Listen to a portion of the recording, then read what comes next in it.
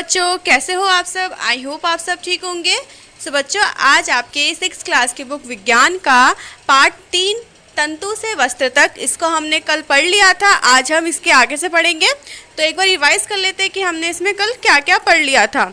तो हमने इसमें पहले पढ़ा था कि वस्त्र काफ़ी प्रकार के होते हैं, जैसे कि सूती के हो गए, रेशमी कपड़े हो गए, बहुत से अलग अलग प्रकार के वस्त्र होते हैं। तो अगर आपको पता लगाना हो तो आप कैसे पता लगाते हो?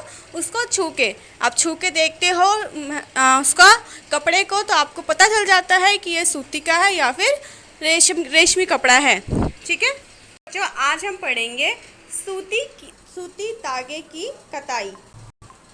आप स्वयं सूती धागा बनाने का प्रयास कर सकते हैं, मतलब कि आप खुद से ही जो सूती का धागा मतलब धागा होता है उसको बना सकते हैं। कैसे बनाएंगे हम जानेंगे क्रियाकलाप 4 में। तो हम क्रियाकलाप 4 पढ़ेंगे। आप एक हाथ में कुछ रुई पकड़िए, दूसरे हाथ के अंगूठे तथा तर्जनी के बीच कुछ रुई की चुटकी भरिए और इसे धीरे धीरे रुई से बाहर की ओर खींचिए तथा रेशों को लगातार ऐंठते भी रहिए। क्या आप धागा बना सके? आपको क्या करना है, आपको एक रुई लेना है। रुई को अपने हाथ में पकड़ के और उसको चुटकी से, जैसे कि आप देख रहे हैं कि हम चुटकी से रुई को मोड़ते हैं। आप इस पिक्चर में देख पा रहे हैं, ये क्या कर रहे हैं, अपनी चुटकी से रुई को मोड़ रहे हैं और उसको खींच रहे हैं। तो आप क्या देखते हैं कि आप धागा बना पाए, या आपको घर पे प्रैक्टिस करना है, देखना है कि आप इससे धागा बना सकते हैं कि नहीं बना पाते हैं। ठीक है, आगे हम पढ़ते हैं। रेशे से धागा बनाने की प्रक्रिया को कताई कहते हैं। अब जो रेशे होते हैं, आपने देखे होंगे रेशे क्या होते हैं। जब हम कोई धागा या फिर उसके 3-4 टुकड़े हो जाते हैं तो उसके रेशे निकल आते हैं, तो उसको हम रेशे से जो हम धागा बनाते हैं उसको हम क्या बोलते हैं, कताई। इस प्रक्रिया में रुई एक पूंज से रेशों को खींचकर ऐंठते हैं। ऐसे करने से रेशे पास पास आ जाते हैं और धागा बन जाता है। इसमें क्या होता है, रुई होती है, उसका जो पूंज मतलब ऊपर से हम पकड़ते हैं उसको और उसको मोड़ते मोड़ते उसको हम क्या कर लेते हैं, एक बराबर में ले आते हैं, जिससे क्या हम धागा बना सकते हैं। ठीक है, आगे कताई के लिए एक सरल युक्ति हस्त तकुआ का उपयोग किया जाता है, जिसे तकली कहते हैं। कताई के लिए हस्त तकुआ मतलब हाथ से चीज़ बनी होती है, उसका हम इस्तेमाल करते हैं, उसको हम क्या बोलते हैं, तकली। जैसे कि आप इस पिक्चर में देख पा रहे हैं, ये क्या है, ये है तकली। इसको हम कताई के रूप में मतलब कताई करने के लिए इसका इस्तेमाल करते हैं। ठीक है, आगे हम देखते हैं। फिर आगे क्या है, हाथ से प्रचलित कताई में उपयोग होने वाली एक अन्य युक्ति है चरखा। चरखे के उपयोग को राष्ट्रपति महात्मा गांधी ने स्वतंत्र आंदोलन के एक पक्ष के रूप में लोकप्रियता प्रदान की थी। उन्होंने लोगों को हाथ कते तागों से बुने वस्त्र को पहनने तथा ब्रिटेन की मिलों में बने आयातित कपड़ों का बहिष्कार करने के लिए प्रोत्साहित किया। उस समय आपने देखा होगा कि गांधी जी को आप सभी ने देखा होगा कि चरखा गांधी जी चलाते थे। तो वो जो चरखा था, उस चरखे से वो क्या करते थे, सूती के जो कपड़े होते थे उसको बुना करते थे, मतलब अपने हाथों से ही वो धागा बनाते थे, फिर उससे वस्त्र बनाते थे। तो इसी तरह से जो गांधी जी थे उन्होंने क्या कहा था, मतलब कि जो हम धागा बनाते हैं रुई से, उस रुई से धागा बना के हम जो वस्त्र बनाते हैं, हमें वही कपड़े पहनने चाहिए, और जो ब्रिटेन के कपड़े होते हैं उसका बहिष्कार करना चाहिए, मतलब उसको नहीं पहनना चाहिए। और उसका बहिष्कार मतलब सबको बोलना चाहिए कि आप इस कपड़े को मत पहनो और इसको बंद कर देना चाहिए। तो गांधी जी ने इस पे बहुत ज़्यादा बल दिया था। ठीक है, आगे हम देखते हैं। आप आपसे देख रहे हैं चरखा, ये होता है चरखा। ठीक है, बृहद पैमानों पर तागों की कताई का कार्य कताई मशीनों की सहायता से किया जाता है। कताई के पश्चात तागों का उपयोग वस्त्र बनाने में किया जाता है। पहले हम अब क्या करते हैं, मशीन का उपयोग करते कताई करने के लिए। कताई करने के बाद जो धागा बनता है उससे हम वस्त्र बनाते हैं। अब तागे से वस्त्र तक। तागे से वस्त्र बनाने की कई विधियां हैं। इनमें से 2 प्रमुख विधियां हैं, बुनाई तथा बंधाई। अब जो धागा होता है, तागे का मतलब क्या है यहाँ पे, धागा। अब जो धागे से जो वस्त्र बनती है वो बहुत प्रकार की विधियाँ होती है, पर जो इसमें से दो प्रमुख विधि है वो क्या है, बुनाई तथा बंधाई। तो सबसे पहले हम पढ़ेंगे बुनाई। तो हम बुनाई के बारे में पढ़ेंगे। क्रियाकलाप 2 में आपने ये ध्यान दिया होगा कि वस्त्र तागों के दो सेटों जिन्हें एक साथ व्यवस्थित किया जाता है से मिलकर बनते हैं। तागों के दो सेट को आपस में व्यवस्थित करके वस्त्र बनाने की प्रक्रिया को बुनाई कहते हैं। आपने देखा होगा जो दो सेट होते हैं, ठीक है, दो सेटों से मिलकर एक व्यवस्थित वस्त्र बनाया जाता है। मतलब दो अलग अलग धागा होता है, उन सबको मिलाकर एक वस्त्र बनता है, उसको हम क्या बोलते हैं, बुनाई। आपने अपनी मम्मियों को देखा होगा जब वो कुछ भी बुनती हैं तो बहुत सारे ऊन होते हैं, रंग बिरंगे ऊन, तो वो लोग मिला के फिर जो बुनाई करते हैं तो उससे क्या एक वस्त्र बनता है। ठीक है, आइए कागज़ की कुछ पट्टियों को बुनने का प्रयास करते हैं। अब हम एक क्रियाकलाप करेंगे, इसमें कागज़ की पट्टियाँ हैं उसको बुनने की कोशिश करेंगे। इसको आपको अपने घर पे ट्राई करना है, ठीक है। तो हम एक बार देखते हैं कैसे करेंगे इसको हम। आपने देखा पहले ए और बी में हमने क्या किया, दो तरह के हमने शीट ले लिए, ठीक है।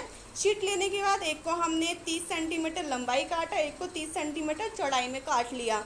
फिर उसको फोल्ड कर दिया हमने। फोल्ड करके क्या किया, उसके बीच में से उसको काटना शुरू किया। तो आप ये सी देख रहे हैं, सी में क्या हुआ, ये बीच में से जो कटे हुए हैं, तो एक के बाद एक करके हमें एक एक जो कटे हुए पीस थे उसको एक के बाद एक करके हमें दूसरे वाले पीस में रखना था, ठीक है। तो आपने देखा ये नमूना, ये एग्जाम्पल ये तैयार हो गया। तो इसी तरह से हम बुनाई करते हैं, ठीक है। आगे हम पढ़ते हैं नेक्स्ट। इसी ढंग से तागों के दो सेटों को बुनकर वस्त्र बुने जाते हैं। तागे वास्तव में कागज की पट्टियों की तुलना में बहुत पतले होते हैं। वस्त्रों की बुनाई कार्गों पर की जाती है। कार्गे का यह तो हस्त प्रचलित होते हैं अथवा विद्युत प्रचलित। अब जो है आपने देखा कि दो सेट जो है किस तरह से हमने हमने दो पेपर लिए तो दोनों से हमने एक वस्त्र बना लिया। उसी तरह से हम बहुत सारे वस्त्र बना सकते हैं दो अलग अलग सेटों को मिलाकर, ठीक है। अब जो कार्गो होता है, कार्गो मतलब ये जो देख रहे हैं आप, ये क्या है, हस्त कार्गा, मतलब हाथ से ये जो कर रहे हैं, क्या कर रहे हैं, ये कताई कर रहे हैं, ठीक है। कताई करने के बाद ये क्या करते हैं, इससे वस्त्र बनाते हैं। आगे हम पढ़ते हैं। एक विषय प्रकार की बुनाई। क्या कभी आपने ये ध्यान से देखा कि स्वेटर किस प्रकार बुने जाते हैं। इसकी बुनाई में किसी एकल तागे का उपयोग वस्त्र के एक टुकड़े को बनाने में किया जाता है। क्या आपने कभी किसी फटे हुए मोजे के किसी तागे को खींचकर देखा है। जब आप ऐसा करते हैं तब क्या होता है, एकल धागा लगातार खींचता चला जाता है अतः वस्त्र उधड़ता जाता है। मोजे और बहुत सी अन्य पहनने वाली चीज़ें। फिर क्या होता है, अब एक हम अलग प्रकार की बुनाई देखते हैं यहाँ पे। जैसे कि यहाँ पे एक एग्जाम्पल दे रखा है मोजे का। मतलब जो मोजे होते हैं, आपने देखा होगा कि जब उसमें छेद हो जाता है या कहीं से फट जाता है, तो जब आप उसी धागे को खींचते हो, तो जब आप एक धागा खींचते हो तो एक धागे के साथ बहुत सारे धागे बाहर निकल जाते हैं। तो आपने देखा होगा कई बार। तो इसी तरह से हम देखेंगे कि इसमें किस तरह से हम बुनाई कर सकते हैं। तो आइए, वस्तुएं ऐसी बुनाई द्वारा बने वस्त्र से बनाई जाती है। इस प्रकार की बुनाई हाथों तथा मशीनों द्वारा भी की जाती है। दोनों प्रकार की बुनाई का उपयोग विभिन्न प्रकार के वस्त्रों के निर्माण में किया जाता है।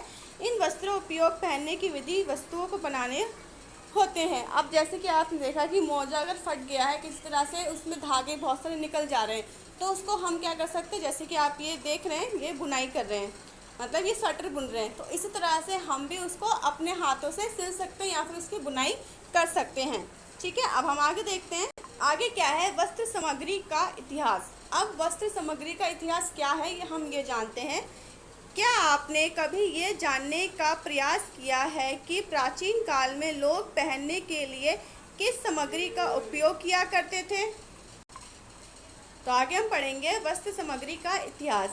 क्या आपने कभी ये जानने का प्रयास किया है कि प्राचीन काल में लोग पहनने के लिए किस सामग्री का उपयोग किया करते थे। वस्त्रों के विषय में पूर्व प्रमाणों ऐसा प्रतीत होता है कि प्रारंभ में लोग वृक्षों की छाल, बड़ी बड़ी पत्तियां अथवा जंतुओं की चर्म और समूल से बने शरीर को ढकते थे।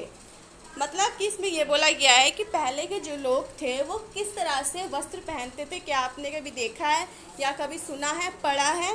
ठीक है, तो उनके अनुसार मतलब जो साइंटिस्ट हैं, जो खोज करते हैं, इतिहासकार, उनके अनुसार क्या है कि वो पहले के जो लोग थे वो जो वृक्षों की छाल होती थी, मतलब वृक्ष पे आप छाल देखते हैं, पट्टी जैसी लगी रहती है, उससे वो लोग कपड़े को, अपने शरीर को ढकते थे। या फिर जो बहुत सारे पक्षी होते, पत्तियां होती थी, उनसे भी वो लोग वस्त्र बना के पहनते थे। उनका कहना ये है, जो इतिहासकार थे। ठीक है, आगे हम देखते हैं। कृषि समुदाय में बसना आरंभ करने के पश्चात लोगों ने पतली पतली टहनियों तथा घास को घुसाकर चटाई तथा डालियां बनाना सीखा। लताओं, जंतुओं की ऊन अथवा बालों को आपस में ऐंठन देकर लंबी लड़ियां बनाई। इनको बुनकर वस्त्र तैयार किए गए। पूर्व में भारतवासी रुई से बने वस्त्र पहनते थे, जो गंगा नदी के निकटवर्ती क्षेत्रों में पाई जाती थी। अब क्या हुआ कि पहले के जो लोग थे, उन्होंने पतली पतली डंडियाँ होती है, टहनियाँ होती है, उन्होंने उससे क्या किया, टोकरियाँ बनाना शुरू किया। ठीक है, फिर उसके बाद धीरे धीरे करके उन्होंने जो रुई होती थी, रुई को ऐंठ के उससे धागा बनाया और उससे कपड़ा बनाने की कोशिश की। तो पहले भारत में लोग किस तरह के कपड़े पहनते थे? सूती वस्त्र पहनते थे पहले के लोग। ठीक है, आगे देखते हैं। फ्लैक्स भी एक पादप है जिसमें प्राकृतिक तंतु प्राप्त होता है। अब फ्लैक्स जो है, फ्लैक्स नाम का, वो क्या है? एक पादप है जिसमें से हम तंतु प्राप्त कर सकते हैं। प्राचीन मिस्र में वस्त्रों को बनाने के लिए रुई तथा फ्लैक्स की कृषि नील नदी के निकटवर्ती क्षेत्रों में की जाती थी। अब जो फ्लैक्स की जो कृषि होती थी, मतलब खेती होती थी, खेती करने के लिए कहाँ की जाती थी? जो नील नदी थी उसके जो निकट क्षेत्र होते थे, वहाँ पे फ्लैक्स की खेती की जाती थी। ठीक है, उन दिनों में लोगों को सिलाई करना नहीं आता था। उस समय लोग अपने शरीर के विभिन्न भागों को वस्त्र से आच्छादित कर लेते थे। वे शरीर को आच्छादित करने के लिए कई विभिन्न ढंगों का उपयोग करते थे। सिलाई की सुई के आविष्कार के साथ लोगों ने वस्त्र की सिलाई करके पहनने के कपड़े तैयार किए। अब पहले के जो लोग थे उनको सिलाई करनी बिल्कुल भी नहीं आती थी, उनको पता भी नहीं था कि सिलाई होता क्या है। फिर भी उन्होंने क्या किया, धीरे धीरे करके जैसे पहले उन्होंने सिलाई मशीन का आविष्कार किया, फिर उन्होंने खुद से अपने कपड़े सिलना शुरू किया और धीरे धीरे करके उनको पहनना शुरू किए। आगे हम देखते हैं। इस आविष्कार के पश्चात सिले कपड़ों में बहुत सी विभिन्नताएं आ गई है, परंतु क्या ये आश्चर्यजनक बात नहीं है कि आज भी साड़ियाँ, धोतियाँ, लुंगियाँ तथा पगड़ियाँ का बिना सिले वस्त्र के रूप में उपयोग किया जाता है। जिस प्रकार समस्त देश में खाए जाने वाले भोजन में अत्यधिक विविधता देखने को मिलती है, ठीक उसी प्रकार वस्त्र एवं पहनने की वस्तुओं में भी अत्यधिक विविधता पाई जाती है। अब जो हमें बताया गया है कि जो आविष्कार जब हुआ था इसका, तो लोगों ने पहले क्या करते थे, लोग खुद से कपड़े को सिलते थे और पहनते थे। पर अब क्या हो गया, सब कुछ रेडीमेड हो गया है। मतलब अगर वो पगड़ी पहनते हैं, साड़ी पहनते हैं, धोती, लुंगी, कुछ भी पहनते हैं, तो वो बना बनाया पहनते हैं, वो सिल के नहीं पहनते हैं। तो इसी तरह से हमारे जो देश में बहुत से बदलाव आ चुके हैं। जैसे बहुत से देशों में अलग अलग प्रकार के भोजन मिलते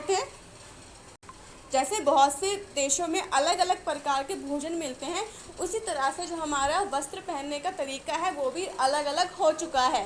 पहले सिल के हम वस्त्र पहनते थे, अब हम उसको ही खरीद के पहनते हैं। ठीक है, तो ये जो चैप्टर था ये आपका यहीं तक था। आई होप आपको एकदम अच्छे से क्लियर हो गया होगा। चैप्टर को आप सभी बच्चों को अच्छे से रीड करना है और इसकी एक पेज राइटिंग करके आपको ग्रुप में शेयर करनी है। Okay, thank you so much बच्चों।